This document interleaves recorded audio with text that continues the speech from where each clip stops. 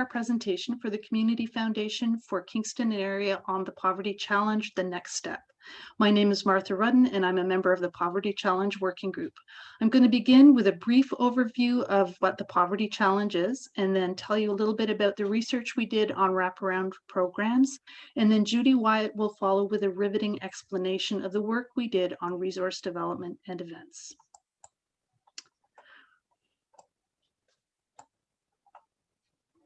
So the Poverty Challenge is an experiential event for participants and many volunteers to learn about the harsh realities of living in poverty in a Canadian city.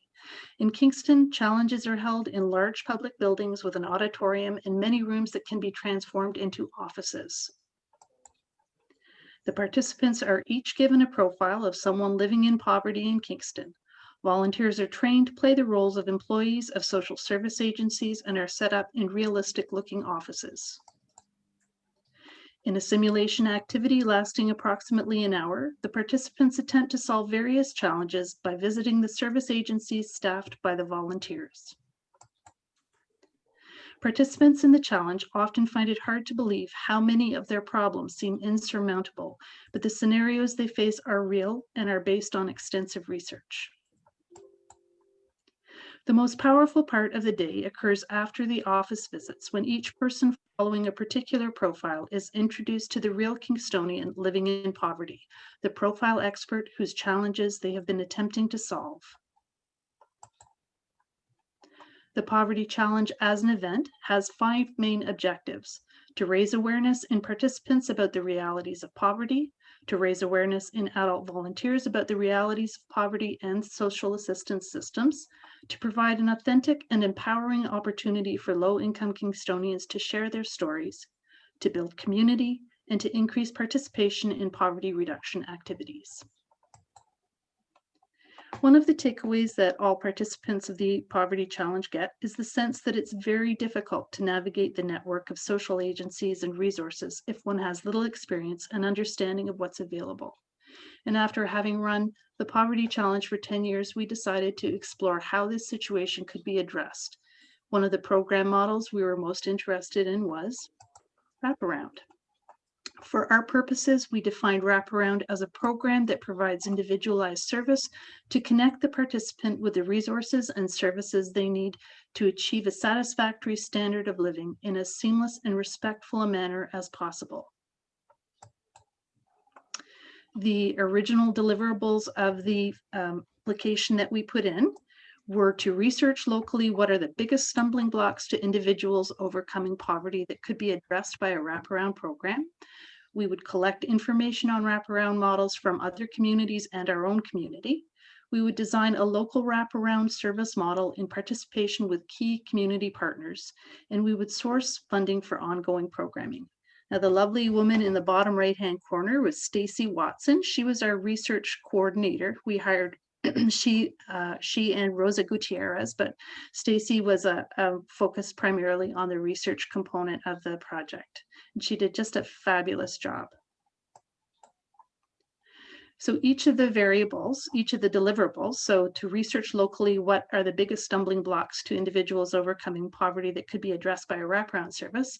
In the original application, we had hoped to have focus groups and presentations at office closures and staff meetings and do one-on-one interviews. Now, of course, the project started January of last year and COVID hit 2 months later. So all of that kind of went out the window, and we had to focus on collecting data through online surveys with community members and local frontline service providers, and doing individualized targeted phone interviews with key stakeholders. And I should say we also partnered with the Queen's School of Rehabilitation Therapy. We had 2 wonderful master's students who helped us with the research part of it. The second deliverable was collecting information on wraparound models from other communities and our own community as well. And again, we were going to work with focus groups and presentations at office closures and meetings and do one-on-one interviews and online research. So instead of that, we focused very heavily on online surveys with community members and local frontline service providers, individualized targeted phone interviews with key stakeholders, and then online research and follow-up phone calls with promising key service providers both in Kingston and elsewhere. At the end of the research part of the project, we ended up with some really beautiful graphics. If any of you have worked with the Queen's School of Rehabilitation Therapy, you know that part of the deliverable for the students is they have to create these huge posters with lots of information on them. And so these were some of the posters that our students did. And they did find some really interesting data. We ended up focusing on 3 main programs. So the first was the Canadian Mental Health Association Homelessness Coordinated Response Team in Peterborough. It's a community committee providing wraparound support to individuals and families living with addictions, mental health, mental illness, brain injuries, trauma, and homelessness. They have bi-monthly meetings, and their participants are encouraged to create their own housing plan, and they are offered resources to help with that. The second program was the Youth Services Bureau Wraparound Program in Ottawa. And they have a wraparound program for children, youth, and families with complex needs. It's a strength-based approach, and participants select who they want on their team. So that could be friends or neighbors or teachers. An individual employee is assigned to each family to help them through the process. And the final program that we looked more closely at was Foundry in Kelowna, BC. They offer mental health services, primary care, youth and family navigation, peer support, and social services. They include 25 partner organizations throughout British Columbia, and participants meet with case managers to determine their unique roadmap to services. And what we were most interested with Foundry was they have an online pathfinder tool to personalize services. So you can put in the variables that you're interested in. So demographics and type of service, and it will guide you to what programs and services would be most appropriate for you in the area that you're looking for. So it was, if you have a chance at some point, it's worth going online to just check that out. So with all of that information, we designed a, there we go. We designed a local wraparound service model. And we had hoped to work with a number of different community agencies, but again, COVID struck. And so we worked primarily with Independent Living Center Kingston. They've previously had a wraparound program about 10 years ago, so they know the ins and outs of that as well. We designed a three-part model. The first part of it was an online platform modeled very much after Foundries in BC that would provide information and guidance online. That platform was suitable for both potential consumers of services and also for frontline service agencies. So if I had a client who I thought needed specific services, I could go to this platform, put in some of the variables, and it would tell me what the most reliable service provider or the best fit for that person would be. So that was part one of the project. The second part of the model was holding regular Zoom panel presentations by people representing agencies related to specific topics like mental health, adult education, food sources, etc. And these would be for frontline agency workers. And the benefit of those is that they help keep frontline workers up to date on what's available in the community. And they also provide really excellent networking opportunities for people who might be interested in that. We would be recording these panel presentations and posting them on the platform. And our goal with that was really making sure that frontline service providers are really well informed about everything that's available. And especially with COVID, programs were changing so fast that it's hard to keep up with what everybody's doing. And so that was the second part. The third part, which was the most important, was the actual wraparound service component. And that would have combined one-on-one work delivery with case conferencing options if the person wanted that and if it was appropriate. So with that model in mind, Stacy and I drafted a whole lot of applications that we sent out under the auspices of Independent Living Center Kingston. And we had a memorandum of understanding with them such that if we were successful in our applications, they would actually run the program and it would be their baby. So it was a wonderful opportunity for us because we know they're an excellent organization and with experience in that field. So we did send out numerous applications, but again, with the pandemic, unfortunately, we Uh, we were not successful at this stage, but on the plus side, Independent Living Center Kingston still has all of the materials, and they do a lot of grant applications. And so even though by the project's end, we were not successful in securing ongoing funding, there's still that possibility out there that they might at some point be successful in that. And so we're not, it wasn't a loss, and we learned a lot, and the information is available. So, are there any questions?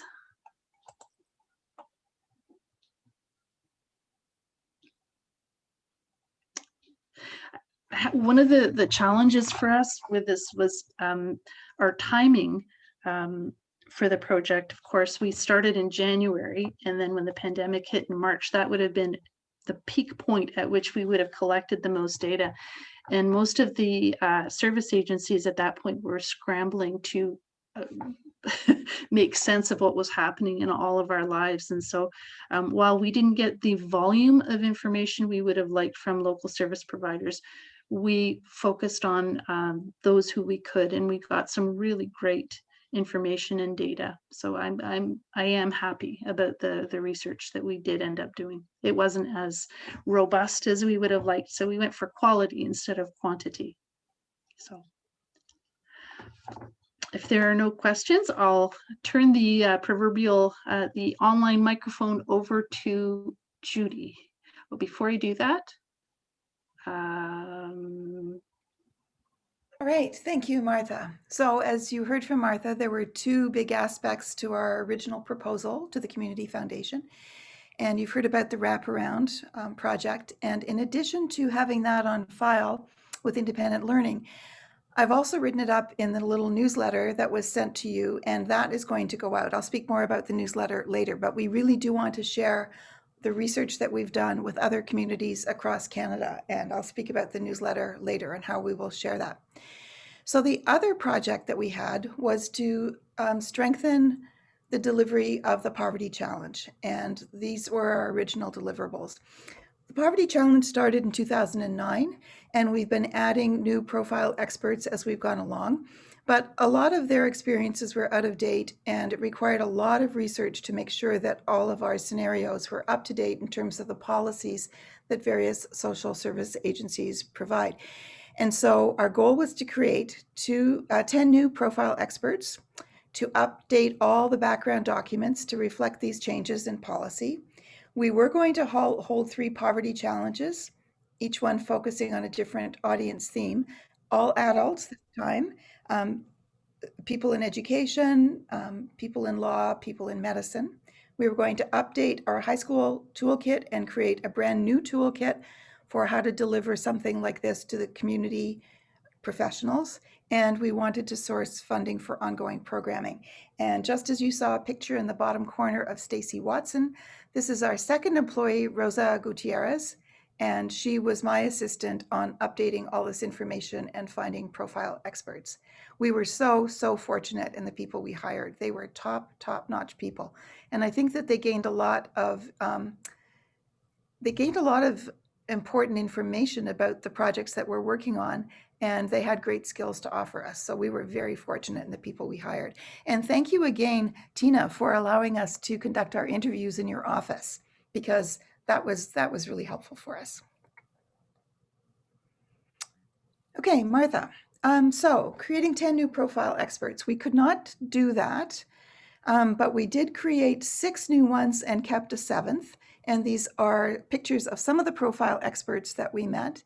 And these people are ongoing presences in my life as I get to know them and understand what their challenges are.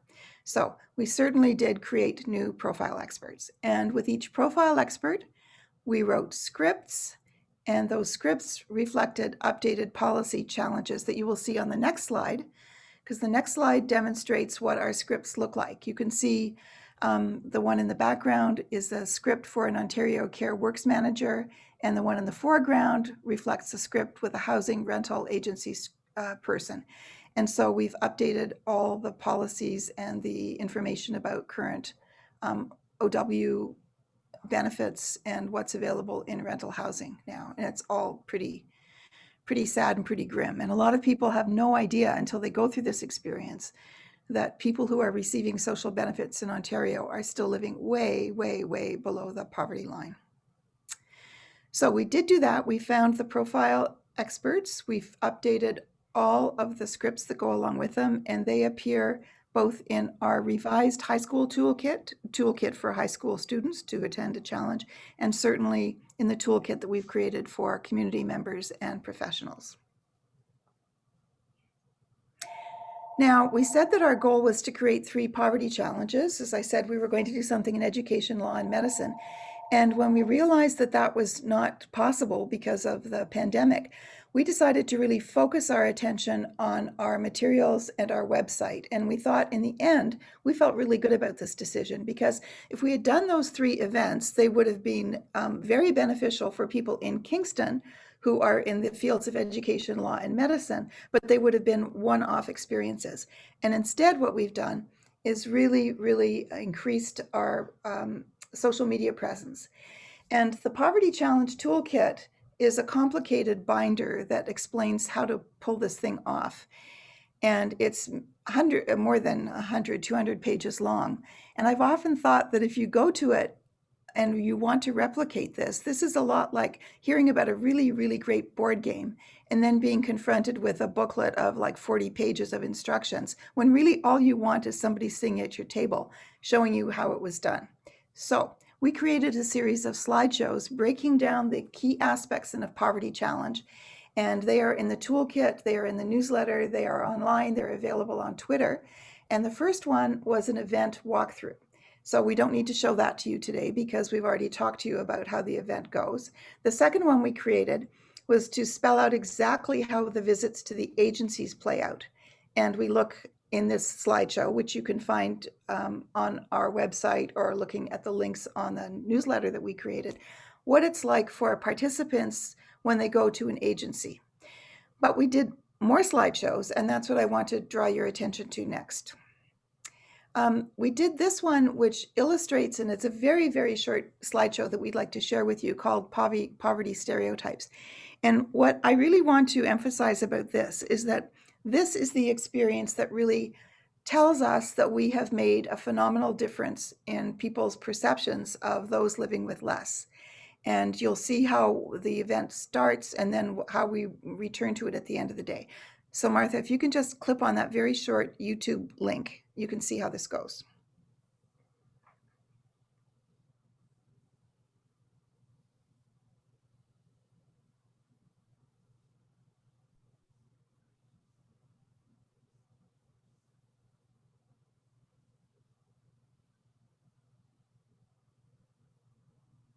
Martha, do you have your earphones in?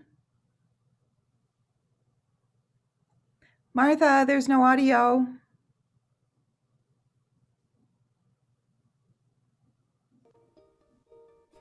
The poverty challenge is powerful.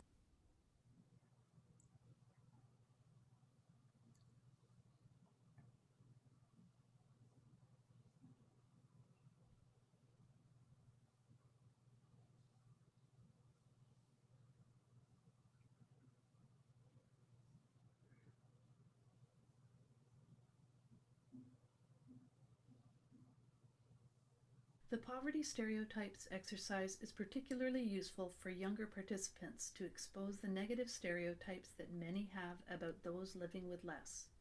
The facilitator needs a piece of chart paper, a marker, and 2 small pieces of scrap paper for each participant. Each participant also has a pen or a pencil. In the middle of the chart paper are written the words "people living in poverty."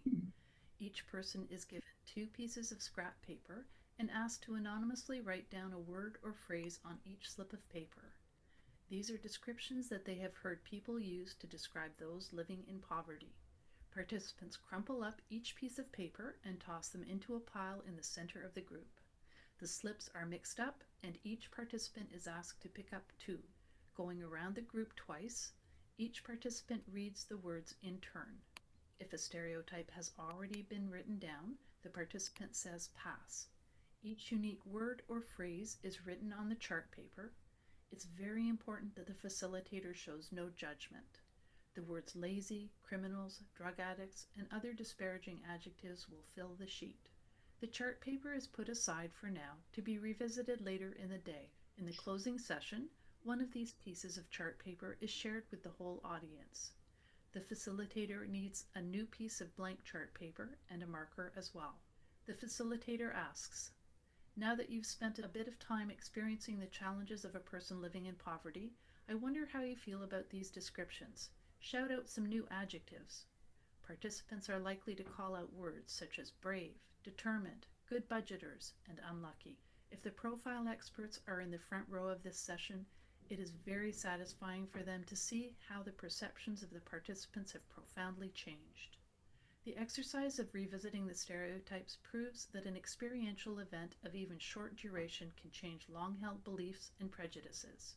The Poverty Challenge originated in Kingston, Ontario, Canada in 2009.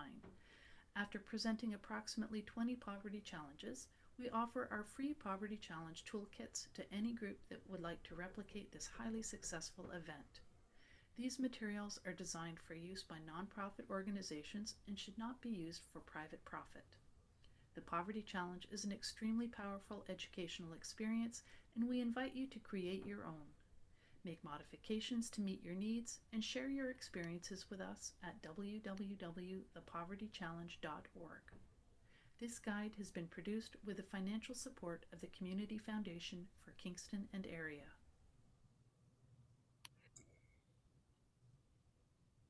So we really wanted to share this because it is the feedback we get at the end of every single event to show how just over a couple of hours, people's eyes are awakened and the stereotypes are discarded.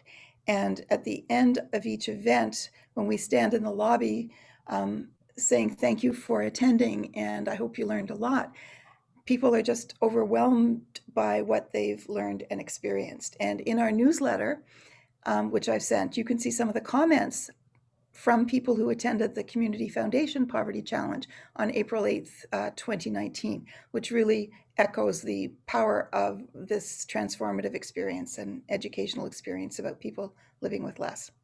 So we wanted to share that with you. And we also wanted to share this with people, not only just who are going to think about creating a poverty challenge, but this is a shocking, shocking demonstration of the inequality gap in Canada right now. And this is based on 2020 research. And it gets worse every year. So I'm hoping that this will be picked up by community groups across the country. And it's very short and really powerful.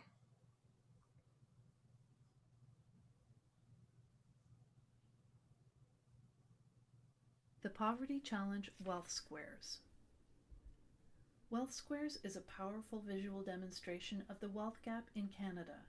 This exercise is based on the 2020 report of the Office of the Parliamentary Budget Officer. This report revealed that the country's wealthiest 1% hold 25.6% of riches.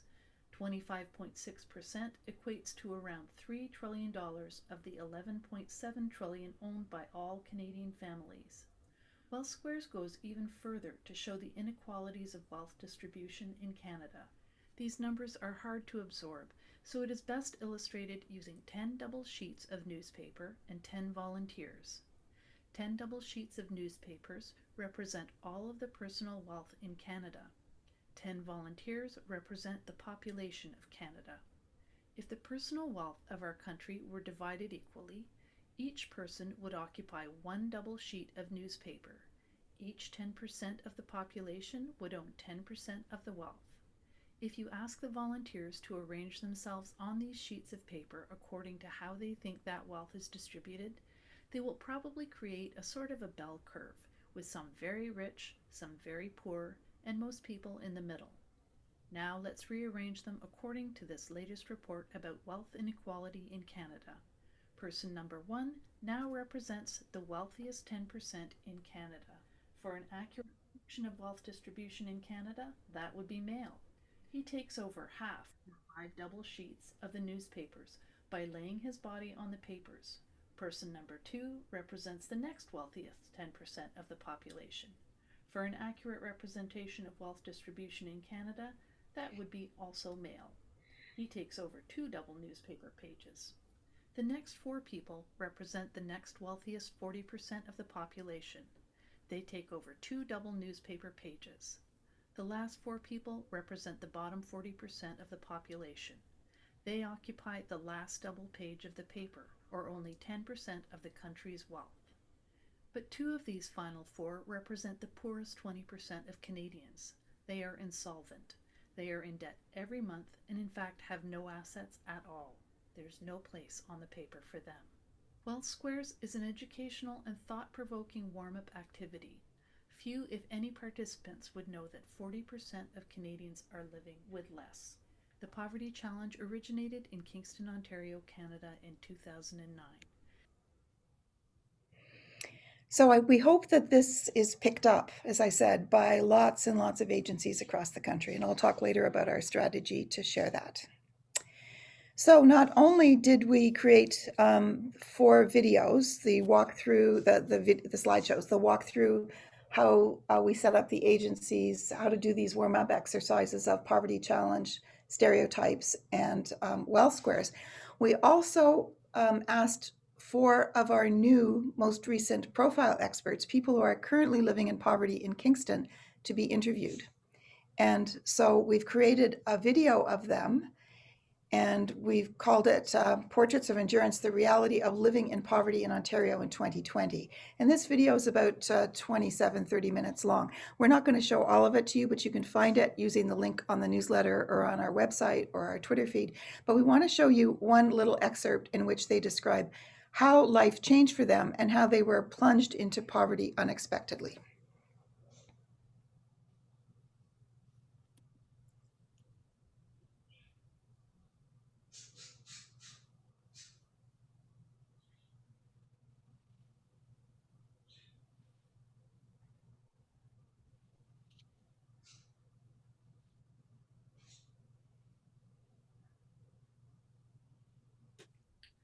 The thing that landed me here on disability and in housing was a back injury.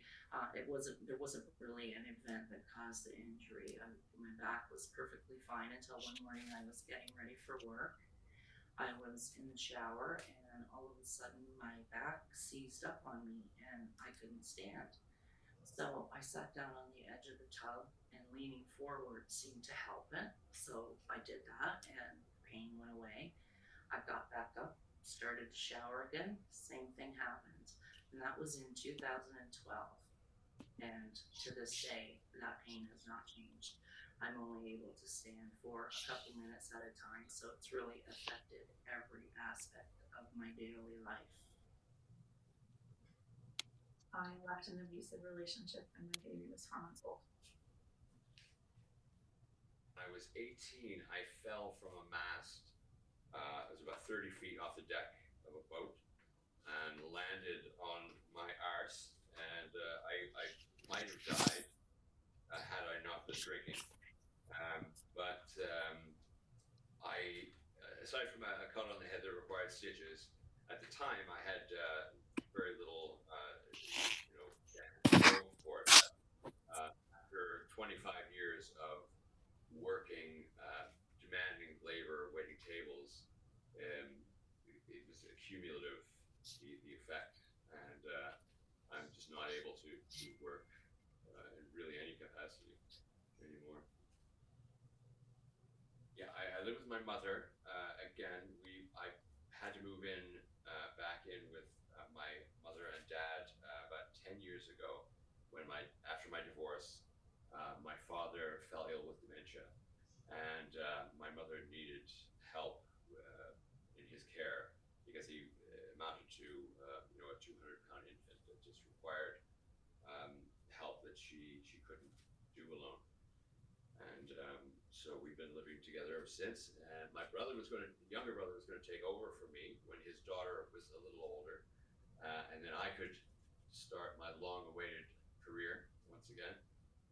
But he passed away tragically, and now my mother is alone, or would be without me, and she now requires my help physically to get things done. So yeah.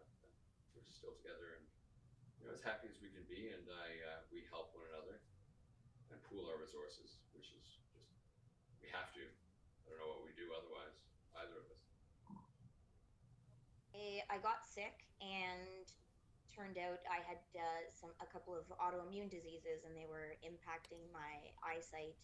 And um, the government, my position was contract position, so there were no benefits, and there was no leave available. They did try to accommodate me as much as they could, trying to find solutions to help me work efficiently, you know, special lights, special computers, all kinds of stuff. But excuse me, it got to the point where I just wasn't able to even look at a computer screen anymore. So I had to resign from my contract position.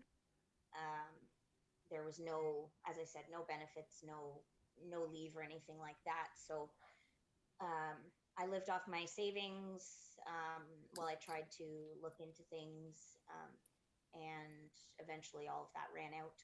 So I applied for Ontario Works.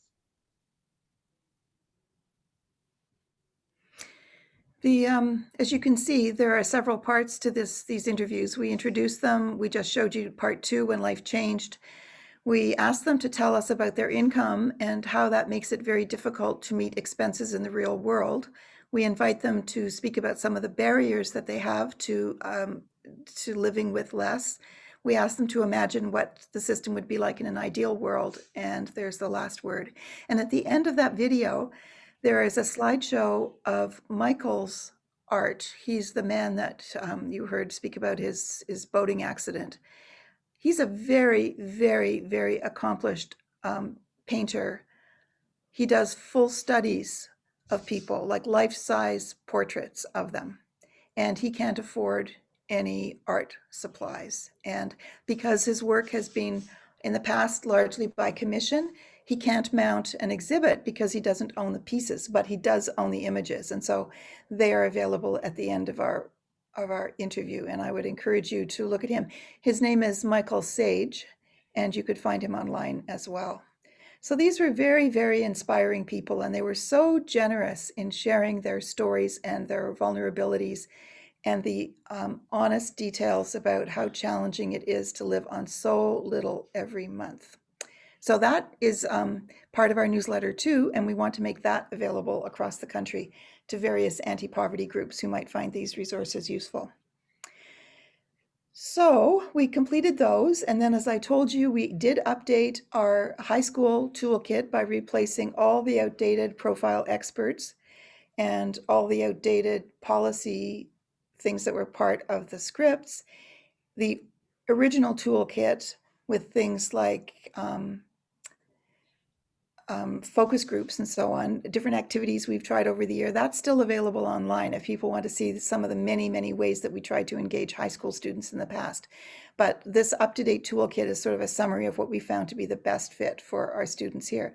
And then, based on the success of the presentations we've made to professionals in medicine, in education, and faith groups, and to members of the Community Foundation, we created another toolkit which describes how to put on a much smaller event for adults. So those are available, and they are free, and they're available online and are promoted in our newsletter again, which will go worldwide. Yes, galactically wide.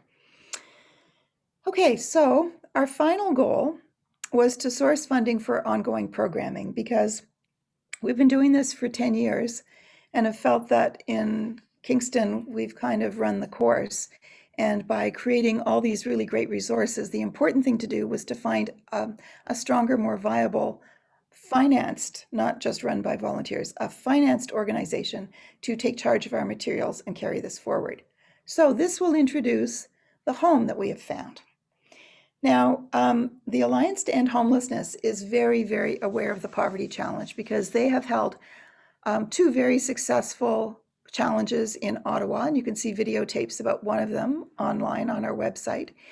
And Katie Burkholder-Smith, who's the director of Alliance to End Homelessness, took a tour across the country visiting 8 or 10 major cities. And when she went to each city, she ran a model, a modified model of the poverty challenge in each community there, persuading their alliance to end homelessness and their various communities to understand the opportunity that they could have if they would pursue this. So she understands us very, very well, and she shares our vision. And she is going to continue to present poverty challenges to politicians in Ottawa, to stakeholders in the community, to service providers, and she agrees with us that it's really essential to get this into professional organizations, like to people who work in legal aid, people who are in the nursing profession, emergency department workers, police departments. So we're really, really happy to have made this link. We have made sure that our website will be up and running for at least the next 5 years. And we have provided some money to the Alliance to End Homelessness to continue to promote our materials online. So that brings us to the end of the things that we've produced. And at this point, we're available for questions about the poverty challenge aspect of what we've produced.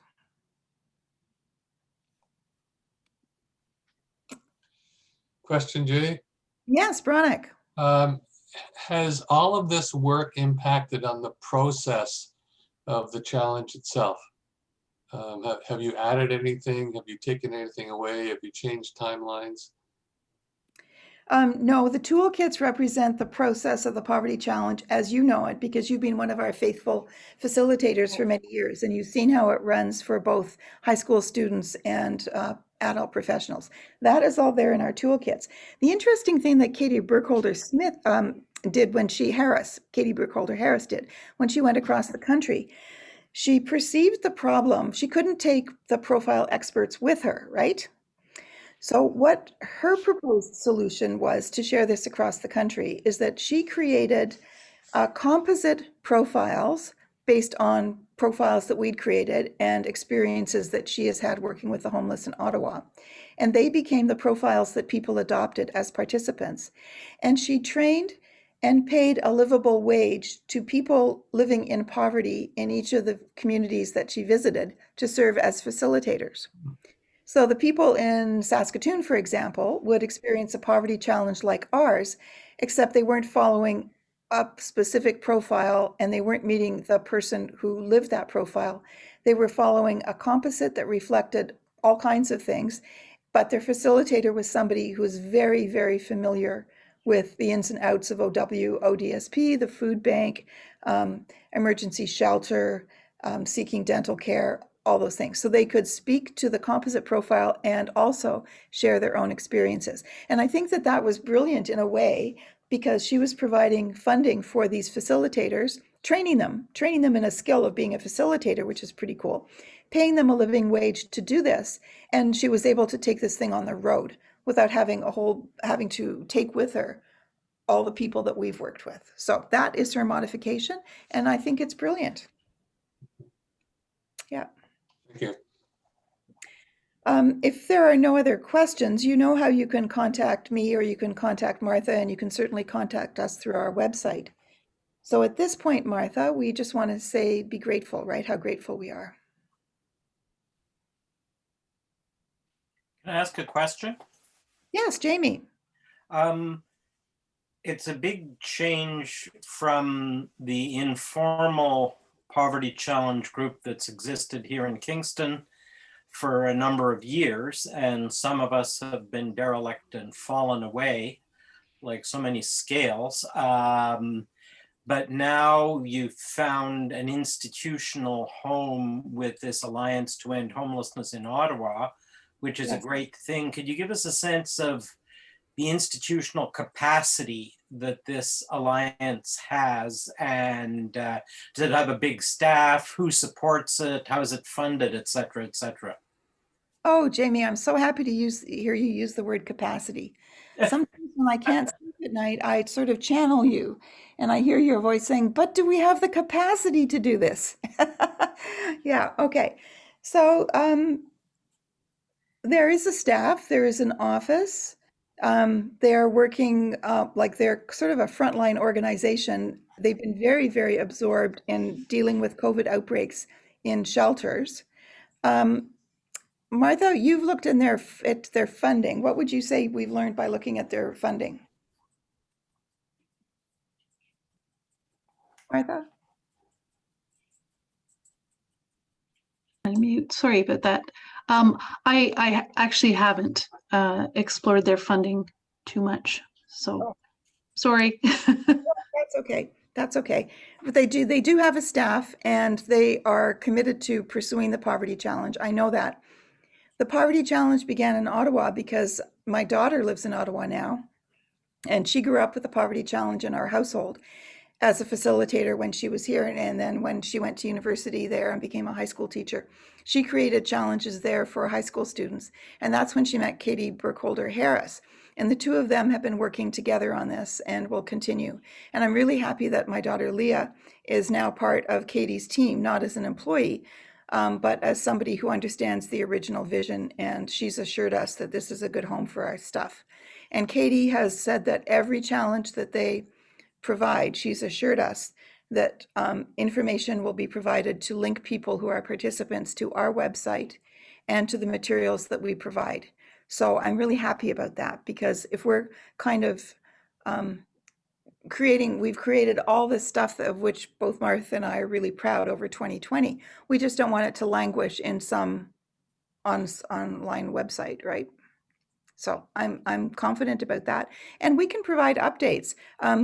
She's got plans for specific poverty challenges in the future as soon as this COVID thing passes us. So we can certainly put links to that, and she'll make slideshows and video presentations and photographs available on our website as well as theirs. So I feel good about it. Okay, great, thanks. Judy, I have a question. It's probably something that everybody's more aware of than I am. I've never heard of the word wraparound before. Are certain communities wraparound communities? Is Kingston considered a wraparound community? Where does that term come from? I think I understand what it means, but I just don't know its background. Yep. Yeah. So their wraparound service, as you've probably figured out, is so I work at Ontario Works, and I can tell you firsthand that some of my clients just would have such an impossible time navigating to get simple things done. Like, so for instance, to apply for to be on the housing list, you have to have a birth certificate. What if you don't have $35? What if you don't have a mailing address? What if you don't have a guarantor? So all of those things, what seems like a really simple task, can just escalate and become insurmountable. So if you have somebody working with you in a wraparound capacity, they can help you connect the dots. So they can do things like maybe encourage you to talk to your case manager, and because Ontario Works would pay for that, would pay for the thing, and they would also allow you to use the Ontario Works address as your mailing address for that specific purpose, and they would help you to go to Ian Arthur's office, where there's somebody there who will act as a guarantor. So it's somebody who helps participants connect the dots. And sometimes that can be just as simple as helping them to fill out the birth certificate application. Sometimes it can be as complex as helping them get into an upgrading program. It's helping the person, doing an initial assessment with the person to find out what is it that you need, and then connecting them with whatever they need. And sometimes that, if the person is high enough skilled or is able to on their own, it's just giving them the right contacts. But sometimes it means actually physically taking people there, or making appointments for them, calling them and reminding them, and arranging transportation and stuff. Wraparound is really helping people at whatever level they need to get to where they need to be. And it's not necessarily doing the tasks themselves, but connecting them with the appropriate service providers. There are programs in Kingston that do provide wraparound. So the Housing First workers from Home Base do provide wraparound.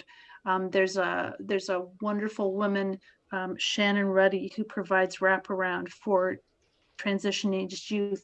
So there are some wraparound programs in Kingston already, but they're very much focused for people in specific situations, like you know, if you're between 18 and 24 and you're homeless, or if you have serious mental health issues and you're homeless, or things like that. So this was we were looking at a much more general and a broad program for people who might not previously be connected with another program. Did I answer your question at all? Well, I've got lots of questions about it, but I think you've given me an idea. Thank you. I can certainly speak to the need for that because my life has really been changed by this poverty challenge experience over the last 10 years because I was the point person on our team to find people to tell their stories and to gain their trust and to hear what issues they had. There have been many occasions in which I've been drawn into their lives, driving them to appointments, helping them try to solve problems like the lost ID morass. And I could really, really see how things really perked up when I stood there beside one of my new acquaintances, supporting that person at a desk in a social service agency. I mean, they didn't know who I was. My friend at that time was living in a tent off of Collins Bay Road and didn't look the most presentable on most days, but he really was in desperate, desperate need and a fine, fine, fine human being. And just by having me there, dressed up, they didn't know who I was. They could have thought I was his sister, his lawyer, I don't know, his social worker, whatever. Everything sort of picked up and Hi. things got to happen. Things happen. So, Yeah. no, I'm attending. Okay. Just when I'm looking on the screen, I see Richard there. Hey, Richard and Diane and Terry. Yeah, I'm so happy that you joined us today because we're seeing people who've been long time volunteers with us, and it's great to see your faces and to see nice to see you too. Yeah, to see that you're following this. So, any further questions? Okay, Martha, I guess we just want to say our thanks to. So we wanted to thank the Social Planning Council of Kingston and District. They sponsored our application to the Community Foundation, and we're really grateful for that, for the role they took in that. We are very grateful to the Community Foundation for Kingston and area because even before this project, you folks have been just so supportive of our event and our initiatives, and we are really, really grateful for that. And I think this project enabled us to really spread our wings a bit and make a difference. And I know the funds that you have given us have made a huge difference. So thank you very much.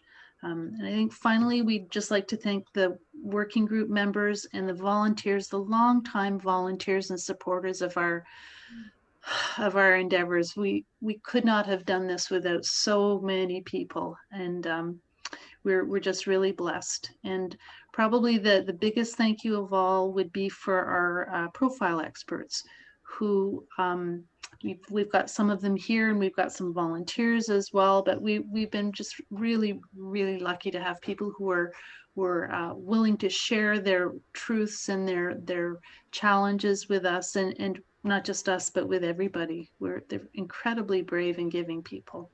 So thank you to all of those folks. Judy, is there anything you'd like to say? I just want to say that I'm not quite done with this because I hope you take a look at the newsletter that I've mentioned many times. But my plan, and I will do this, is I'm going to send it to the central libraries and the public health units in the 35 largest cities in Ontario to make them aware of these free resources that we've created. Because I think that libraries and public health units are in a perfect position to take this forward in their community. And I focus on Ontario because our resources are really based on the research we've done with Ontario Social Services. But I don't want to ignore the other provinces. And so I'm also going to send it to the 25 or 30 largest cities in Canada outside of Ontario. So that's a way to sort of let our little birdie fly so people are aware. And in the newsletter, it says, what can you do with this newsletter? Well, share it with your colleagues, share it with your friends, maybe plan a book club meeting to talk about issues of poverty in our urban centers, and maybe you know, take a look at some of our videos, wealth squares, the poverty stereotypes, and listen to the interviews that we've done with people, and really start to bring this home to middle-class people who otherwise would not know anything about the challenges that this is all about. I knew nothing about this until 2009 because I had no engagement with social services things. But since I became aware and started to work on designing this, it's really turned my life around. And I'm very grateful to Jamie, to you, for inviting me to that roundtable on poverty reduction in Kingston in 2009. That's where this all started, right? Yeah, could I just say another thank you to both Martha and Judy for all they've done. Judy makes fun of me for using the word capacity, but I think that Martha and Judy have shown that just a couple of people with almost infinite capacity for commitment, empathy, and hard work can really, really make